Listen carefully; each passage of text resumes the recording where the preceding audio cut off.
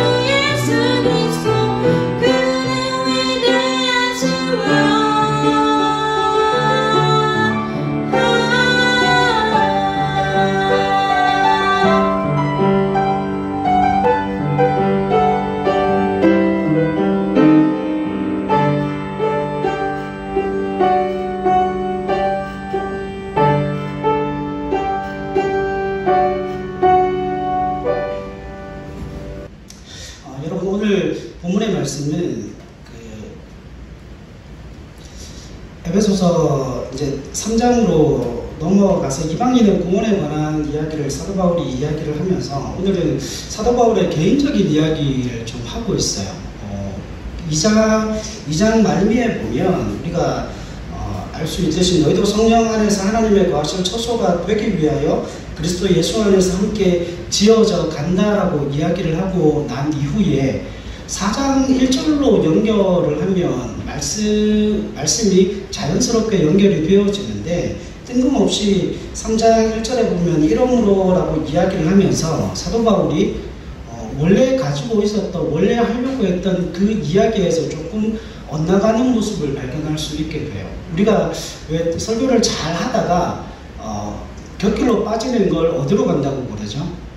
삼천포로 간다라고 이야기를 하잖아요. 그래서 대부분 설교하시는 목사님들이 삼천포로 갔다가 돌아오지 못하는 경우들이 있어요. 삼천포로 가셨다가 목적지를 정해두고 쭉 가시다가 삼천포로 흘러가셔서 거기서 1박을 하고 오시는 분들이 꽤 많습니다. 그래서 원래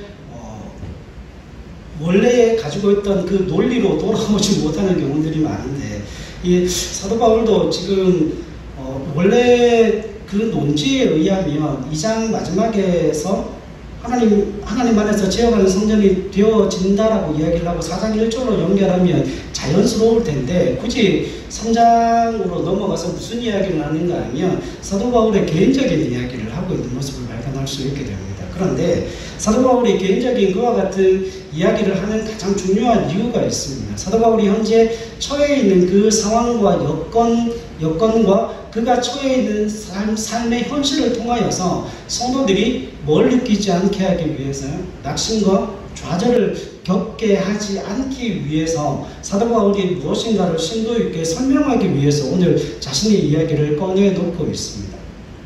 여러분, 며칠 전에 책을 한 권 나눠드렸었죠. 그 사무실에 제출하는 그 책을 나눠드렸었는데 거기에 보면 세례 요한에 관한 이야기가 나오는데 제가 금요일날 들어보니까 세례 요한을 사도 요한이라고 잘못 표현했더라고요. 정정합니다. 근데 그 세례 요한의 이야기를 보게 되면 여러분, 세례 요한이 어떤 사람이에요? 그리스도 예수의 길을 메시아의 길을 예비하고 준비하는 사람 아닙니까? 여러분, 세례 요한이 그리스도 예수의 복음을 위하여서 그가 자신의 모든 평생을 다 구별된 나실린으로 살았어요.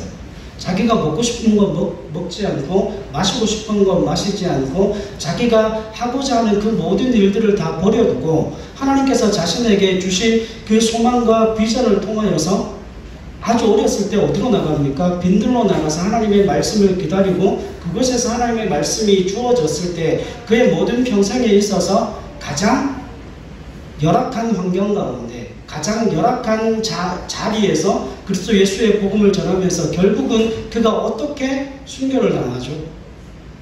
목배임을 당함을 통하여서 죽임을 당하게 됩니다. 그런 삶의 현실 가운데 여러분, 우리가 그 세례 요한의 삶을 살펴보게 되면 세례 요한은 답을 얻지 못했잖아요. 그렇죠? 그 책에서도 이야기하고 있는 것이 세례 요한이 그 어떤 답도 가지지 못했다라고 이야기를 하는 거예요. 그럼에도 불구하고 그 책에서 여운을 우리에게 남겨주는 게 무엇인가 하면 가장 마지막 부분에 뭐라고 이야기를 하는가 하면 세례 요한이 바라본 건 하나님의 방법이 아니라는 거죠. 하나님의 방식, 하나님의 방법이 아니고 하나님의 방식과 하나님의 방법은 내가 이해하려고 해도 이해할 수 없고 하나님께서 그걸 내게 설명해 주셔도 내 이성의 한계 때문에 그걸 도저히 이해하고 납득할 수 없는 상황이 온다는 거예요. 그래서 어떤 답도 어떤 것도 그에게 해답으로 주어지는 것이 없지만 그가 가지고 있는 그 유일한 해답이 모든 것에 있어 답이 되어진다는 겁니다. 그게 뭐죠? 하나님은 신실하시다는 거예요. 하나님은 하나님의 일을 성취하시고 하나님의 일을 반드시 이루어 가시는 분이라고 하는 그 하나님의 신실하심 때문에 그 세례 요한은 어떠한 답도 얻지 못했지만 결국 세례 요한이 전하였던 그 복음의 역사는 그리스도 예수께서 다 이루시고 성취하셨다는 거예요. 그렇다면 여러분, 그 세례 요한도 마찬가지고 오늘 본문에 나오는 이 바울도 마찬가지고 삶의 현실이 워낙 열악한 그 삶의 현실 가운데 오늘 이 사도 바울이 에베소 교회 성도들에게 이야기하고 싶은 것이 있습니다. 그 고난을 어떻게 이해하고 고난을 어떻게 해석할 것인가에 관한 문제예요. 여러분, 고난을 어떻게 해석하는가에 따라서 그 고난을 맞닥뜨렸을 때 원망과 불평을 행하는 사람이 있고, 그 고난에 맞닥뜨렸을 때에 오히려 그것을 성경에 나오는 바울처럼, 베드로처럼 오히려 그 여러 가지 환난과 고난을 기뻐하는 하나님의 사람들이 있다는 거예요. 오늘 사도 바울은 그것을 위하여서 오늘 본문의 말씀을 기록하고 있습니다. 여러분, 바울이 지금 목적하고 있는 바가 하나님께서 그리스도의 사도인 자기를 통하여서 에베소 교인들에게 행하신 일을 그들에게 이해시키고 자신이 감옥에 갇힌 바 된 그 사실로 인하여서 뭐하지 말라고요? 낙심하거나 낙담하지 않게 하기 위하여서 오늘 본문의 말씀을 기록하고 있다라고 성경은 말씀합니다. 여러분, 말씀 한 구절 찾아보죠. 빌립보서 1장 12절로 18절의 말씀 한번 보십시오. 빌립보서 1장 12절로 18절입니다.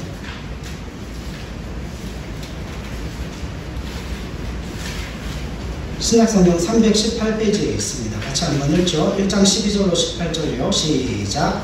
형제들아, 내가 당한 일이 도리어 복음 전파의 진전이 되는 줄을 너희가 알기를 원하노라. 이러므로 나의 매임이 그리스도 안에서 모든 시비대안과 그 밖에 모든 사람에게 나타났으니 형제 중 다수가 나의 매임으로 말미암아 주 안에서 신뢰함으로 겁없이 하나님의 말씀을 더욱 담대히 전하게 되었느니라. 어떤 이들은 투기와 분쟁으로, 어떤 이들은 착한 뜻으로 그리스도를 전파하나니 이들은 내가 복음을 변증하기 위하여 세우심을 받은 줄 알고 사랑으로 하나, 그들은 나의 매임에 괴로움을 더하게 할 줄로 생각하여 순수하지 못하게 다툼으로 그리스도를 전파하느니라. 그러면 무엇이냐? 거칠애로 하나 참으로 하나 무슨 방도로 하든지 전파되는 것은 그리스도니 이로써 나는 기뻐하고 또한 기뻐하리라. 아멘. 여러분, 저 한번 보세요. 지금 사도 바울이 빌립보서 1장 12절로 18절에서 자신의 매임과 자신의 갇힌 것을 왜 이야기를 하는가 하면 이것 때문에 이야기를 하는 거예요. 여러분, 사도가 갇혔어요. 사도가 감옥에 갇혔다는 건 무슨 이야기입니까? 사도는 어떤 사람이에요? 주와 복음을 위해 자신의 생명을 순교하기까지 내어놓기로 작정한 사람이에요. 그래서 주와 복음을 위해 열심히 헌신하고 주와 복음을 위해 뭐 했어요? 순교까지도 작정하면서 복음을 전한 그 결과가 감옥이냐? 그래서 어떤 사람들이 이 사도 바울을 향하여서 손가락질을 하고 너는 사도의 자격이 없다라고 고발하는 거예요. 왜냐하면 사도 바울이 그동안 선포했던 말씀이 뭐예요? 하나님의 은혜로 말미암아 하나님의 백성들을 지키시고 그 백성들의 삶을 이끌어 인도하시고 그 백성들에게 모든 신령한 복으로 그들의 삶을 채워주실 거다. 우리가 믿음을 가지고 있으면 만물 안에서 만물을 충만케 하시는 이의 그 충만함으로 우리의 삶이 채워지고 우리의 삶 속에 하나님의 능력이 주 예수 그리스도의 그 풍성함의 능력이 나타나게 될 것이라고 하는 것을 계속 선포하고 있는 거예요. 그런데 지금 사도의 현실은 어디에 있습니까? 감옥에 있는 거예요.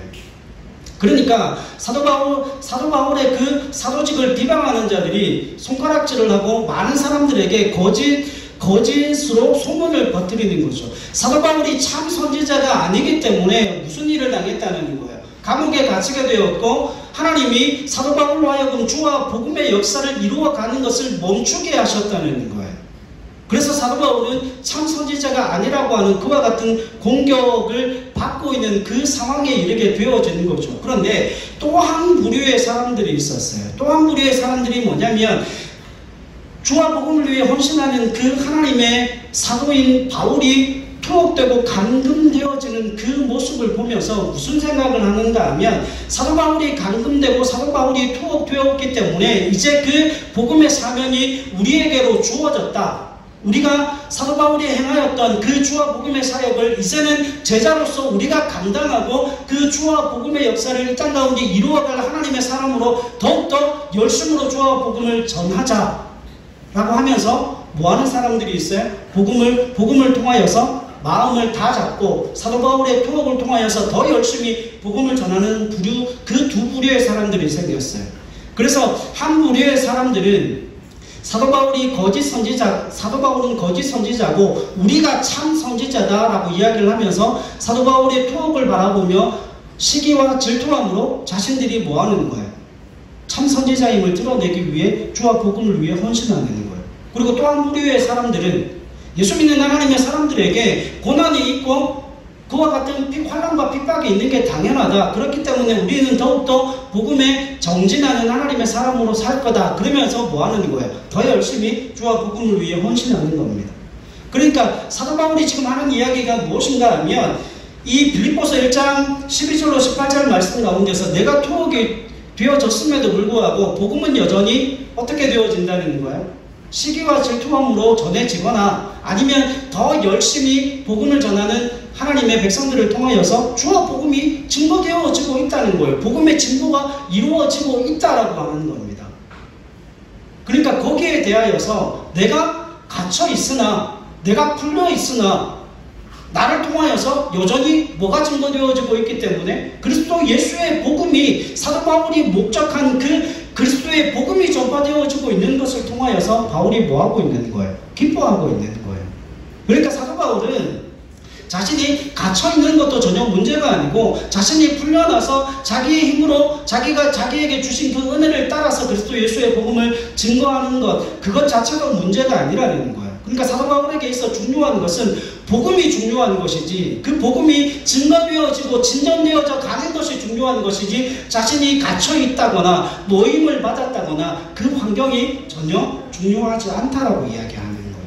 자, 그런데 여러분 지금 에베소서 우리가 읽었던 3장 1절 말씀 한번 보십시오.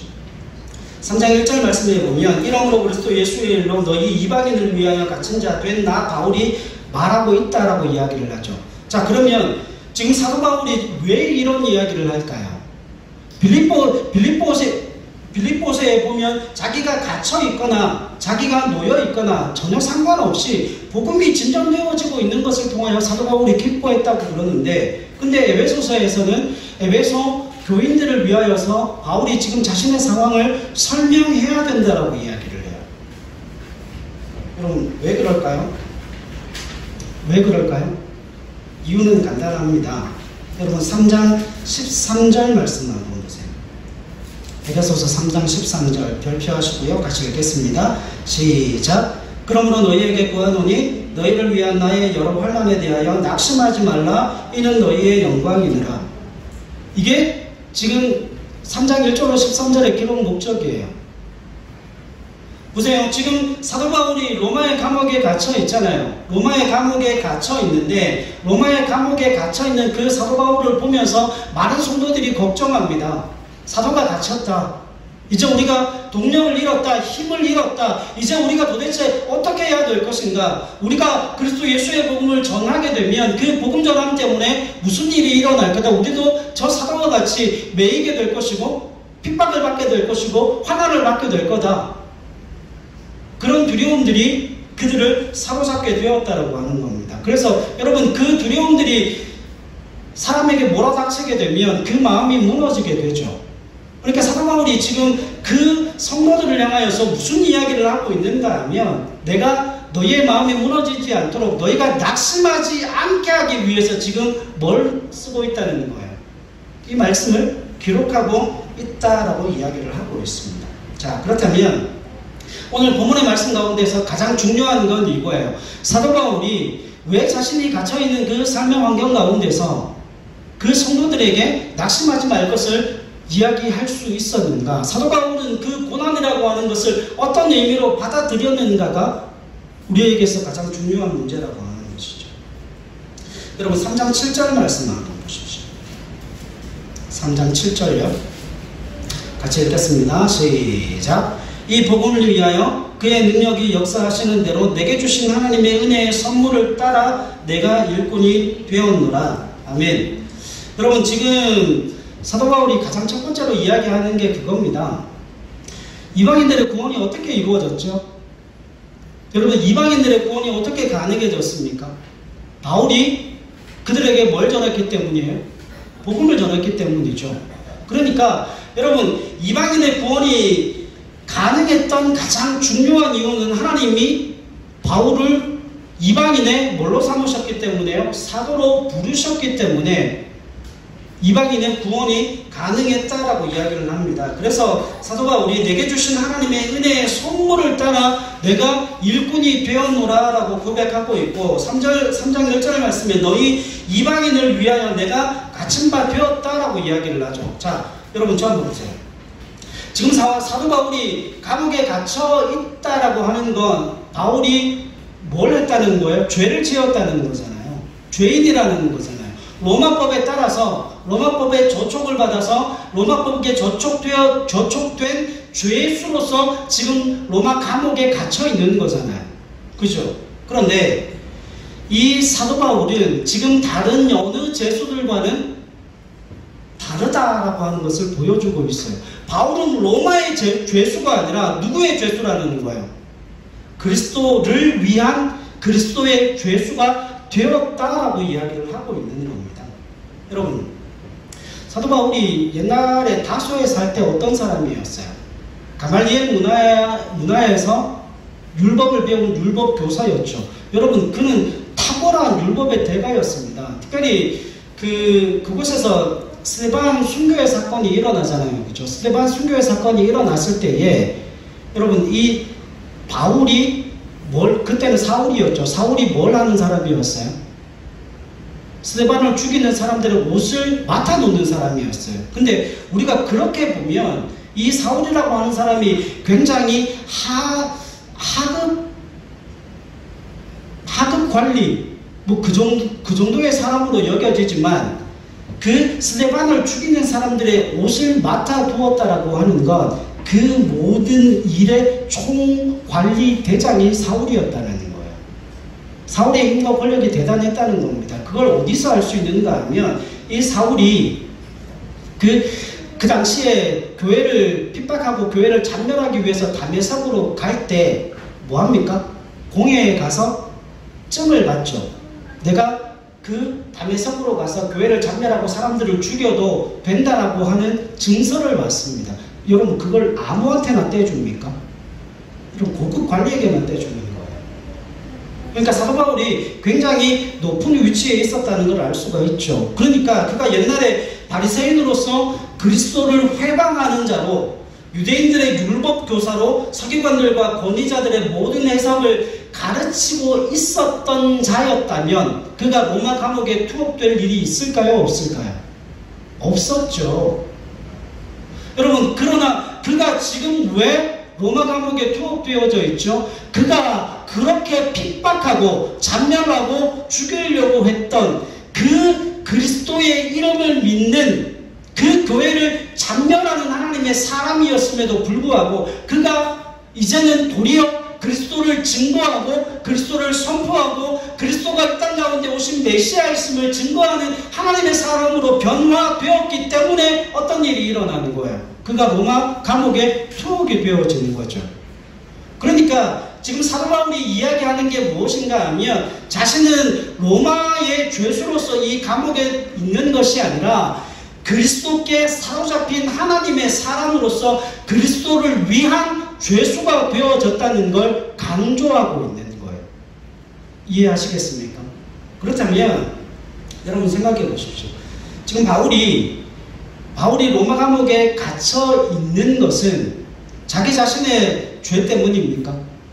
자기 자신의 죄 때문에 자기가 그 감옥에 갇혀 있는 게 아니라 주와 복음을 위한 그 사역을 감당하기 위하여서 뭐 하는 거예요? 그 로마 감옥에 갇혀 있다라고 성경은 이야기를 하죠. 여러분 3장 13절 말씀 한번 보십시오. 에베소서 3장 13절요. 다시 한번 읽습니다. 시작. 그러므로 너희에게 구하노니 너희를 위한 나의 여러 환난에 대하여 낙심하지 말라. 이는 너희의 영광이니라. 자, 그러니까 여러분 저 한번 보세요.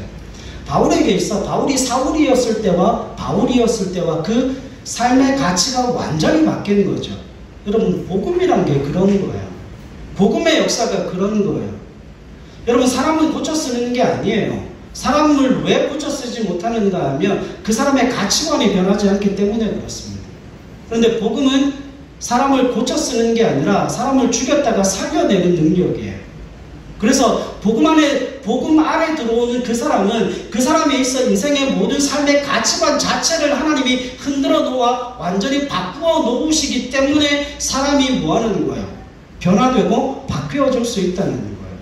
그래서 여러분, 하나님 안에서 그 어떤 사람도 포기되어지지 않는다는 것을 성경이 우리에게 보여줍니다. 그러니까 사도 바울에게 있어 자신이 그리스도의 주와 복음을 위해 헌신하다가 주와 복음을 위해 감옥에 투옥됐다라고 하는 건 무슨 의미를 담고 있는가 하면 그가 그리스도의 제자라고 하는 결정적인 증거가 되었다는 거예요. 이해되십니까?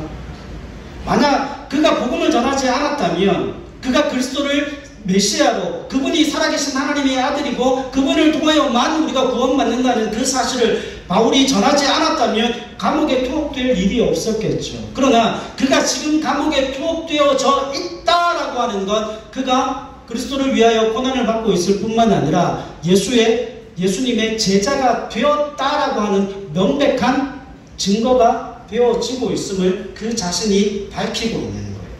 그럼 성경 한 구절 찾읍시다. 디모데후서 3장 12절입니다. 디모데후서 3장 12절이요. 제가 가지고 있는 성경 디모데후서 3장 12절 346페이지에 있습니다. 346페이지 같이 읽죠. 12절 시작. 무릇 그리스도 예수 안에서 경건하게 살고자 하는 자는 박해를 받으리라. 아멘. 그럼 지금 바울이 이야기하고 있는 게 그거예요. 자기에게 자기 생애에 있어서 지극히 큰 특권이 주어졌는데 그 큰 특권이 뭔가 하면 하나님의 자녀가 되는 것이고 구원받은 백성이 되는 것이고 그것만도 감사한데 회방자요 핍박자요 살인자였던 그를 뭘로 바꾸어 내시는 거예요? 그리스도의 일꾼으로 바꾸어 주심을 통하여서 내가 예수 그리스도의 온전한 제자가 되고 교회가 되었다라고 이야기를 하는 겁니다. 그래서 지금 현재 자기가 고난받고 있는 그 상태를 통하여서 내가 그리스도의 제자가 되었음을 명백한 증거가 이 투옥을 통하여 드러났기 때문에 그 교회들에게 뭐라고 이야기하는 거예요? 낙심하지 말라는 거예요. 낙담하지 말라는 거예요. 오히려 이것이 나로 하여금 그리스도 예수의 제자라고 하는 명백한 증거가 되어지고 있기 때문에 같이 나를 통하여 너무 염려하지 말고 오히려 하나님께서 행하신 이 놀라운 일들, 나라고 하는 사람, 도저히 변화되어질 수 없고 도저히 그리스도 예수의 일꾼이 되어질 수 없었던 그 사람을 다메섹 도상에서 한 번에 바꾸어 내신 그 기적적인 역사로 나를 하나님의 일꾼 삼아주신 그 하나님 앞에 뭐하라는 거예요? 영광을 돌리라라고 권면하고 있는 거예요. 그러니까 여러분, 바울은 자기 자신이 어떤 사람이에요? 바울은 자기 자신이 살아 존재하고 다른 사람들의 눈에 보이는 것만으로 하나님의 살아계심을 증거하는 사람이에요. 여러분, 같은 유대인들이 이 바울을 보면 무슨 생각을 할까요? 무슨 생각을 할까요? 죽여야 된다고 생각하지 않겠습니까? 그런데 그 유대교에서 기독교로 개종한 그와 같은 사람들이 바울을 보면 어떤 생각을 할까요? 하나님이 살아계심을 단번에 경험하고 체험합니다. 우리가 우스갯소리로 그런 이야기 하잖아요. 야, 너 보니까 하나님 살아계신 걸 내가 믿어야 되겠다. 네가 그렇게 변화된 걸 보니까 하나님의 살아계심을 내가 믿을 수밖에 없다. 우리가 우스갯소리로 그 이야기 하잖아요. 너 보니까 하나님이 살아계신 것 같다. 여러분, 바울이 꼭 그와 같은 상황 속에서 그런 복음의 역사를 증거하고 있다고 하는 겁니다. 자, 그런데 여러분, 바울이 자신이 갇혀있고 자신의 그와 같은 상황 속에 놓여져 있는 그것 자체를 하나님께 영광을 돌리는 일이다라고 13절에서 이야기를 하는데 사도 바울이 2절로 7절 말씀 가운데서 기가 막힌 이야기를 해요. 여러분, 사도 바울이 어떤 비밀한 일을 알게 되고 그 비밀한 일에 대하여서 증언하고 증거하는 믿음의 사람으로 세워졌음을 성경이 말씀하고 있습니다. 여러분, 에베소서 4장 11절로 12절 말씀 한번 보시죠. 에베소서 4장 11절로 12절 말씀입니다. 여기서 사도 바울이 가지고 있는 그 비밀이 무엇인지를 말씀합니다. 11절로 12절 같이 읽죠. 시작. 그가 어떤 사람은 사도로, 어떤 사람은 선지자로, 어떤 사람은 복음을 전하는 자로, 어떤 사람은 목사와 교사로 삼으셨으니 이는 성도를 온전하게 하여 봉사의 일을 하게 하며 그리스도의 몸을 세우려 하시니라. 아멘. 여러분, 에베소서 이 4장 11절로 12절 말씀해 보면 사도 바울에게 하나님께서 그 비밀이 맡기신 일이 무엇인지를 말씀하고 있는데, 여기서 여러분 뭐라고 이야기를 해요? 12절에 이는 성도를 온전하게 하여 봉사의 일을 하게 하며 뭐를 세운다고요? 그리스도의 몸을 세우게 하려 함이라 라고 말씀을 하고 있습니다. 그러니까 여러분, 그리스도의 몸은 뭐예요? 교회입니다. 교회는 뭐죠? 믿음의 공동체죠. 그러니까 여러분, 바울에게 있어서 하나님께서 바울에게 그리스도의 비밀을 알려주심을 통하여서 바울이 지금 행해야 되는 그 믿음의 사역, 믿음의 사명이 무엇인가 하면 그리스도의 몸인 교회를 온전하게 세워서 지체들이 연합하여 함께 지어져가는 뭘 만드는 거예요? 믿음의 공동체를 세우고 만드는 일이 누구에게 주어진 사명이에요?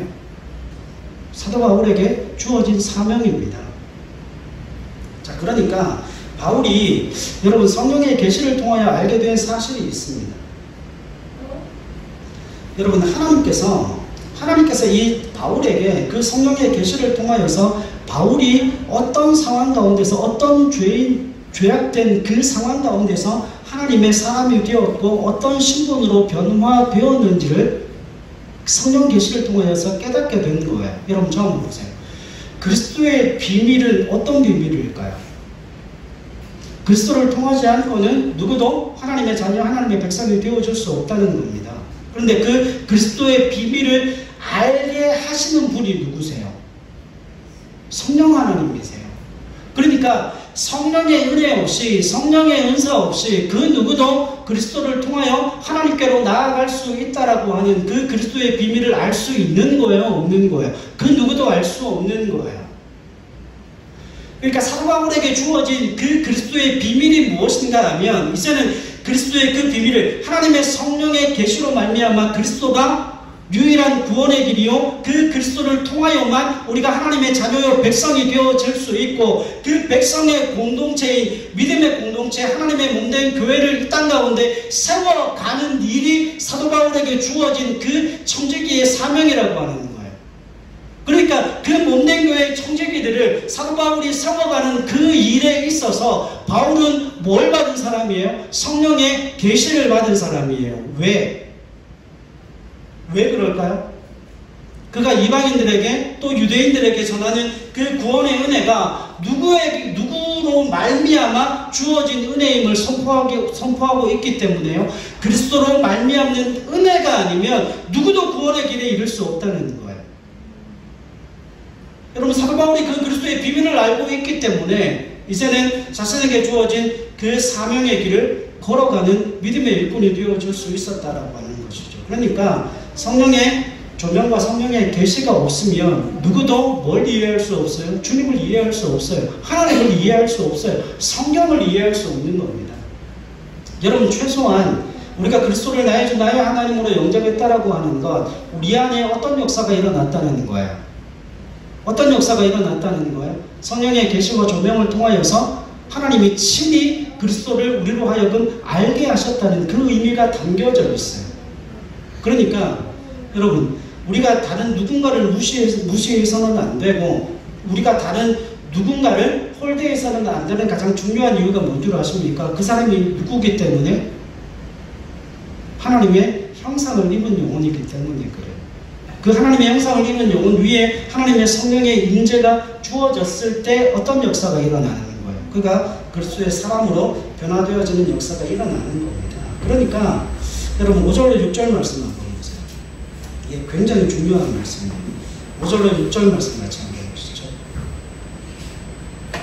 같이 읽겠습니다. 시작. 이제 그의 거룩한 사도들과 선지자들에게 성령으로 나타내신 것 같이 다른 세대에서는 사람의 아들들에게 알리지 아니하셨으니 이는 이방인들이 복음으로 말미암아 그리스도 예수 안에서 함께 상속자가 되고 함께 지체가 되고 함께 약속에 참여하는 자가 됨이라. 아멘. 그럼 여기에 보면 다른 세대에서는 사람의 아들들에게 뭐하지 아니하셨어요?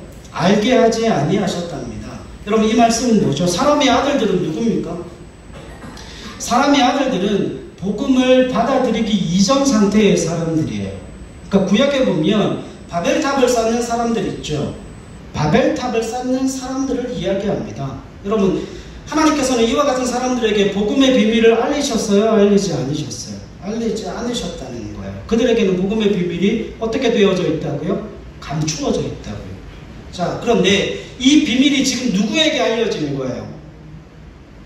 여러분 그 복음의 비밀이 사람의 아들들에게는 감추어져 있고 바벨탑을 쌓던 사람들에게는 그 복음의 비밀이 감추어져 있음을 통하여서 그들이 그 복음을 깨닫지 못하고 있다는 거예요. 그런데 그 복음의 비밀이, 그리스도의 비밀이 누구에게 알려졌어요? 이방인들에게 알려지는 거예요. 이방인들에게 그 복음의 비밀이 알려짐을 통하여서 그들이 어떤 사람이 되어지는 거죠?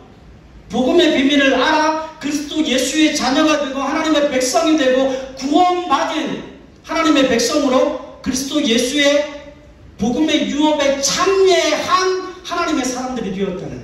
유업을 이을 자, 상속자가 되었다는 걸 성경이 가르쳐 주고 있다는 거죠. 그런데 그와 같은 복음의 비밀을 이방인들이 누구로부터 들어요? 바울로부터 듣는 것 아닙니까? 바울은 자기에게 위임된 메시지, 자기가 이미 사람들에게 입으로 전한 바 있는 그 메시지가 그리스도의 비밀이라고 지금 이야기를 하고 있는 겁니다. 그래서 그 안에는 지혜와 지식의 모든 보화가 감추어져 있어요. 그리스도 예수 안에 그 그리스도의 모든 비밀이 지혜와 지식의 모든 보화가 감추어져 있고 그리스도 예수 밖에는 그 어떤 지식도 그 어떤 비밀도 알 수가 없다는 거예요. 그러니까 바울이 이야기하는 바가 뭔가 하면 바울의 핵심 요지는 그거예요. 하나님이 자신을 이방인의 사도로 삼으심을 통하여서 나를 통하여 너희에게, 이방인인 너희에게 그리스도의 비밀이 알려지지 않았냐. 그래서 너희가 그 그리스도의 비밀을 알게 되어짐을 통하여서 성령의 조명과 계시로 너희가 그리스도 예수를 나의 주 나의 하나님으로 영접하여 구원받은 하나님의 백성이 되었다는 거예요. 이건 유대인도 동일하고 이방인도 동일한 구원의 과정이라고 하는 거죠. 누구도 그리스도 예수 밖에서 구원 얻을 수 있는 길과 방법은 없다는 겁니다. 자, 여러분 결론을 하나 맺어보죠. 자, 그렇다면 여러분 생각해 보세요. 지금 그 그리스도 예수 안에서 이방인들에게 사도 바울이 뭘 설명하는가 하면 너희가 예전에는 그 비밀 밖에 있었던 사람이다. 사람의 아들들이었고 너희는 바벨탑을 쌓는 사람들이었기 때문에 너희에게는 그 그리스도의 비밀이 감추어져 있지 않았냐.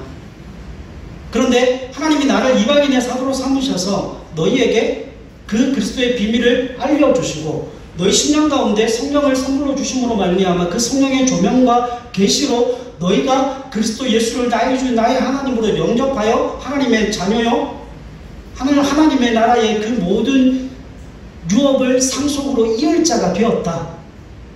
그 이야기를 하고 있는 거죠.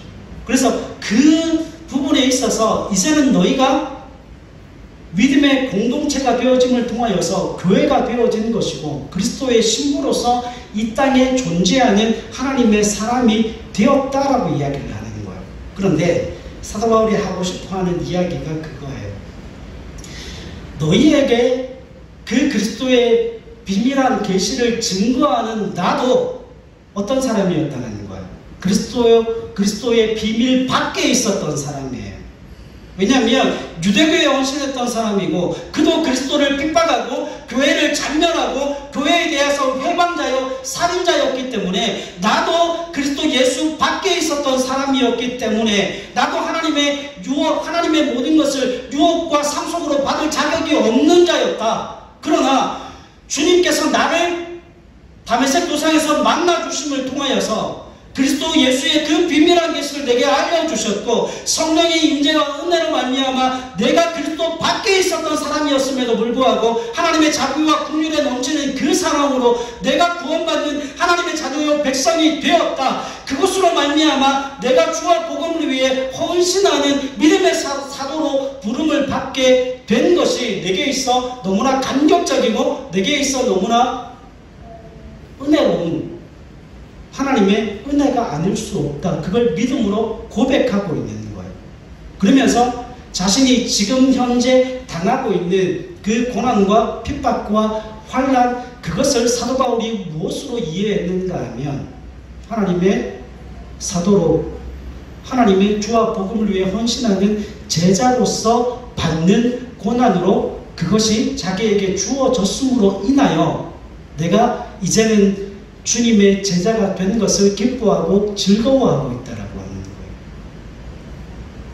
바울은 그 고난을 어떻게 받아들이는 거죠? 바울은 그 고난을 어떻게 해석하고 있는 거죠? 내가 그리스도의 제자가 된 뭐라고요? 증거로 받아들이고 있다는 거예요. 그러면 바울이 앞으로 받게 될 그 모든 고난을 통하여서 바울의 그 자기 정체성은 어떻게 되어지는 거죠? 나는 확실한 주의 제자요 주의 백성일 뿐만 아니라 주와 복음을 위해 하나님의 나라를 위해 헌신하고 수고하는 믿음의 종이다. 그것이 고난을 통하여서 더 자기의 삶 속에 각인되어지는 거죠. 그러니까 지금 바울이 이방인들을 향하여서 무슨 이야기를 하고 있는가 하면 너희가 이 땅에 세워진 하나님의 교회로서 하나님의 목적이 완성되어질 때까지 최종적으로 이 교회는 이 땅 가운데 존재할 것인데 이 땅 가운데 존재하는 교회들은 주와 복음을 위해 헌신하여 살고 주와 복음을 위해 살아갈 때에 반드시 그 교회에 무엇이 주어진다고요? 환난과 고난과 핍박이 주어진다고요. 그걸 통해 낙심하지 말고 그것을 통해서 내가 하나님의 교회가 되고 내가 하나님의 백성이 되고 그것을 통하여서 내가 하나님의 제자 그리스도의 제자가 되어졌음을 더욱더 믿음으로 확신하고 신뢰하는 고백이 그들 삶 속에 있기를 원한다라고 지금 이야기를 하고 있는 거예요. 여러분 짧게 시대적 배경을 통하여서 한번 설명을 해보죠. 여러분 예전에 어떤 목사님이 그 시리아에 가서 그 선교 활동을 하다가 복음을 전하는데 어느 한 자그마한 여자아이가 와서 침례를 받겠다는 거예요. 여러분 거기 이슬람 그 시리아 그쪽은 이슬람 문화권 아닙니까? 그죠? 그런데 여러분 생각해 보세요. 그 아이가 이제 뭐 중학생쯤 되었던 아이였는데 그 아이가 이슬람 교도예요. 태어날 때부터 태어나니까 이슬람이네? 그리고 이슬람 교도가 된 거죠.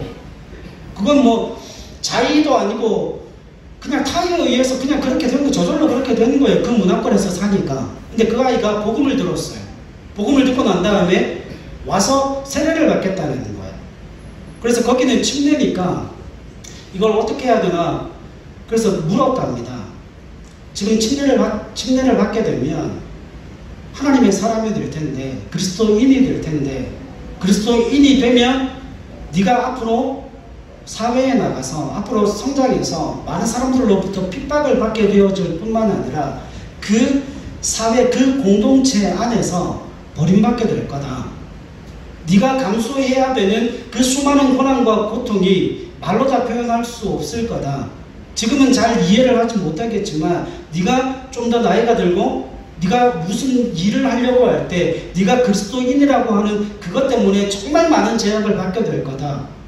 그래도 세례를 받겠느냐라고 물으니까 그 아이가 세례를 받겠다라고 이야기를 해요. 그러면서 그 이야기를 했답니다. 제가 죽더라도 제게 어떤 불이익이 오더라도 나는 기독교인으로 그리스도인으로 살겠습니다. 근데 뭐 세례를 안 줄 방법이 없잖아요. 그래서 거기서 침례를 했습니다. 여러분 지금 바울이 에베소 교회의 성도들에게 이야기하는 게 그거예요. 여러분 그 에베소는 우상 천지입니다. 우상의 신전이 가장 크게 자리 잡은 곳이에요. 여러분 여신을 섬기는데 성행위가 남발하고 거기서 그 우상과 관련되어진 산업에 종사하지 않으면 먹고 살 길이 막막한 세상이었어요.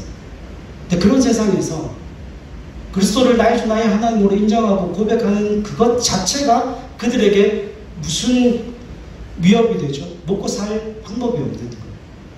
여러분 그 에베소 안에 길드라고 하는 직업 조직이 마련되어져 있어요. 그래서 그 길드에 들어가야만 무엇인가를 사회 활동을 할 수 있는데 그리스도인들은 거기서 완전히 배제됩니다.